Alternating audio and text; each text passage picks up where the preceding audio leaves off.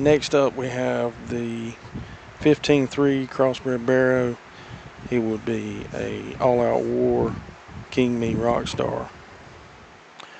Again, his 15.3. He'd be one of the lighter ones on pounds out of the group, and I don't know I haven't seen all of them that's coming through there yet, but pound for pound, that may be one of the heaviest bone ones we've got in the group. That is a big set of limbs. That is a huge hind leg, and he knows what to do. He's able to flex it back.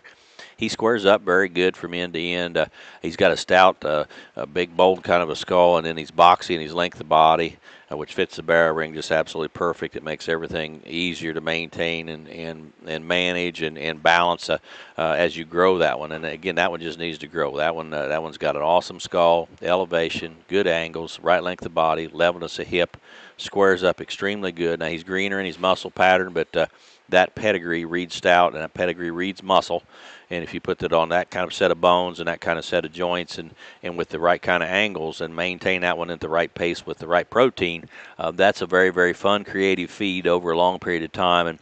And that one should have a very big show window to go on late into the fall. That he's the kind that would have some hold in him if you need to, and he's probably the kind that you can still roll right along with at least a medium pace. I probably wouldn't crank him as quickly as you can. Frame size wise, he's going to be one of those middleweight hogs, probably where he's going to look absolutely deadly. He's really good from that aspect. I think a very nice kind of a pig with a lot of extras and a very, very heavy set of bones. That's 15-3.